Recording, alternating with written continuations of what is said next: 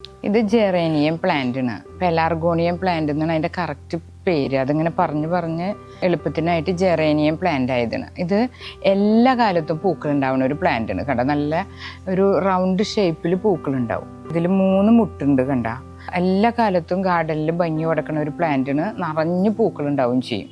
അപ്പോൾ ഇത് എൻ്റെ ലീഫിനും ഉണ്ട് ഒരു പ്രത്യേകത. ലീഫ് തന്നെ കണ്ടറിയാം, നല്ലൊരു ഷേപ്പ് കണ്ടില്ലേ ലീഫിൻ്റെ, നല്ല ഭംഗിയിൽ നിൽക്കുന്നുണ്ട്. അപ്പോൾ നല്ലൊരു സ്മെല്ലും കൂടിയുണ്ട്. അപ്പോൾ നമുക്ക് മഞ്ഞമാസത്തിലാണ് അധികം ഉണ്ടാവുക, പക്ഷെ നമുക്ക് എല്ലാ കാലത്തും ഇത് പൂക്കൾ ഇതിൽ നിന്ന് ഉണ്ടായിക്കൊണ്ടിരിക്കും. അപ്പോൾ അത് നമ്മൾ പ്രത്യേകിച്ച് ഒരു 5 വളമാണ് ഞാൻ ഇതിൽ പറഞ്ഞിട്ടുള്ളത്, എപ്പോഴും ഇങ്ങനെ പൂക്കൾ ഉണ്ടാവാൻ വേണ്ടിയിട്ട്. അപ്പം നല്ല ഹെൽത്തി ആയിട്ടുള്ള പ്ലാന്റ് ആയിരിക്കണം. കണ്ടോ, ഈ ചെടി നല്ല ഹെൽത്തി ആയിട്ടുള്ള പ്ലാന്റാണ്. പിന്നെ അതുപോലെ തന്നെ നമ്മൾ ഈ ചെടി ചെറിയ ചട്ടിയിൽ വേണം പ്ലാന്റ് ചെയ്യാനായിട്ട്. അപ്പോഴാണ് അതിൻ്റെ വേരുകളൊക്കെ ചെറിയ വേരുകളാണ്. അപ്പോൾ അത് വേര് ചട്ടിയിൽ നിറഞ്ഞതിന് ശേഷം പൂക്കൾ ഉണ്ടാവുള്ളൂ.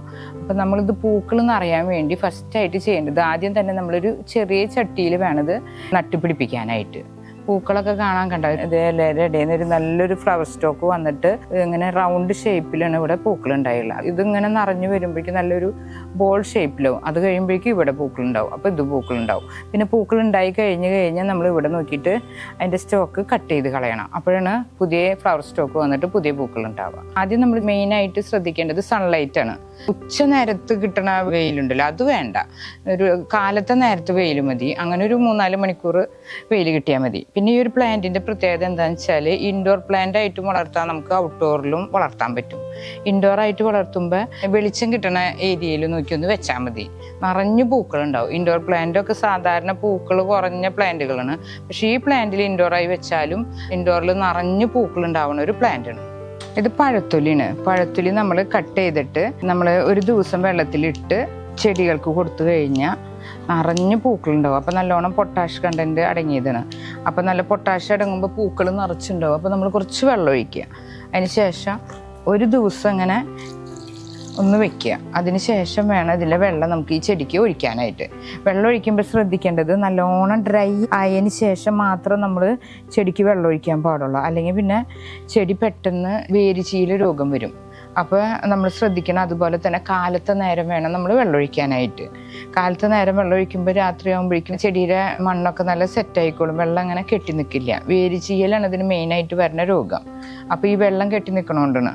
അപ്പോൾ നമ്മുടെ ചെടിയുടെ വേര് ചീഞ്ഞ് പോകുമ്പോൾ പെട്ടെന്ന് തന്നെ ചെടി നശിച്ചു പോകും. അതാണ് ഇപ്പോൾ സാധാരണ എല്ലാവരും വാങ്ങിച്ചു പോകുമ്പോൾ ജെറേനിയം ചെടി പെട്ടെന്ന് നാശമായിട്ട് പോണത്. അപ്പോൾ ഇതുപോലെ ശ്രദ്ധിച്ചു കഴിഞ്ഞാൽ ജെറേനിയം ചെടി ഒരിക്കലും കേടായിട്ട് പോവില്ല.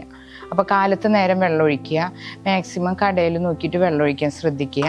പിന്നെ നമ്മൾ ഇതുപോലെ ചെറിയ ചട്ടിയിൽ നടാൻ ശ്രദ്ധിക്കുക. പൊട്ടാഷ് കണ്ടൻറ്റുള്ള വെള്ളമാണ്. അതാണ് ഞാൻ പഴത്തൊലി വെള്ളത്തിൽ കുതിർത്തിട്ട് ഒരു ദിവസം കഴിഞ്ഞിട്ട് അങ്ങനെ വെള്ളം ഒഴിക്കണം എന്ന് പറഞ്ഞത്. ഒരു ദിവസം കുതിർത്ത് വെച്ചിട്ടല്ല വെള്ളത്തിൽ പൊട്ടാഷ് ഇറങ്ങുള്ളൂ. അപ്പോൾ അങ്ങനെ വേണം ഒഴിക്കാനായിട്ട്.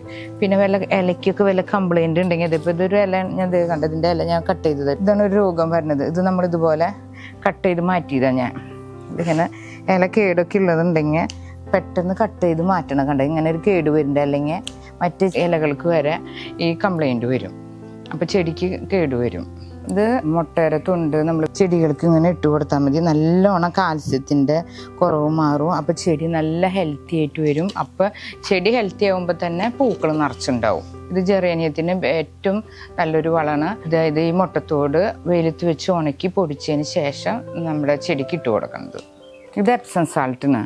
ഇത് നല്ലോണം ചെടികൾക്ക് പച്ചപ്പ് കിട്ടാനും നല്ല ആരോഗ്യം വരാനും പൂക്കൾ നിറയാനും അതുപോലെ നല്ലോണം ബ്രാഞ്ചസ് വരാനും ഒക്കെ ഈ എപ്സം സാൾട്ട് ഒരു നുള്ള് വെള്ളത്തിൽ കലക്കി നമ്മുടെ ഈ ജെറേനിയം ചെടിക്ക് ഇട്ട് കൊടുത്താൽ ചെടി നല്ല ബുഷി ആയിട്ടുണ്ടാവും. നല്ലോണം ബ്രാഞ്ചസ് വരും. ബ്രാഞ്ചസ് വരുമ്പോൾ എല്ലാ ബ്രാഞ്ചിലും പൂക്കൾ ഇതുപോലെ ഉണ്ടാവും.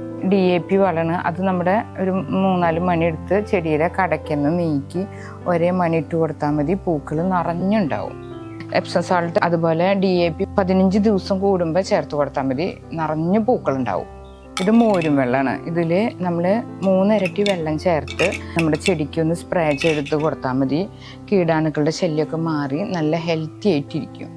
ഇതിൽ മോരും വെള്ളം കലക്കി നമ്മൾ ഒഴിച്ചു കൊടുത്തതിന് അത് നമ്മുടെ ചെടികൾക്ക് മുട്ടിന് ഇലകൾക്കൊക്കെ സ്പ്രേ ചെയ്ത് കൊടുക്കാം. ഈ മുട്ടുമെന്നും പുഴുക്കേട് വരും, പൂക്കളുടെ ഉള്ളിൽ നിന്ന് വരും, ഇലകളിലൊക്കെ വരും. അപ്പോൾ ഇതുപോലെ ഒന്ന് സ്പ്രേ ചെയ്ത് കൊടുത്താൽ മതി മോരും വെള്ളം. നല്ലോണം പുഴുശല്യം കുറഞ്ഞ് നല്ല ഹെൽത്തി ആയിട്ടുള്ള പ്ലാന്റ് ആവും. ചെടിയുമേ ബ്രാഞ്ചസ് നിറഞ്ഞ് പൂക്കളുണ്ടാവും ചെയ്യും.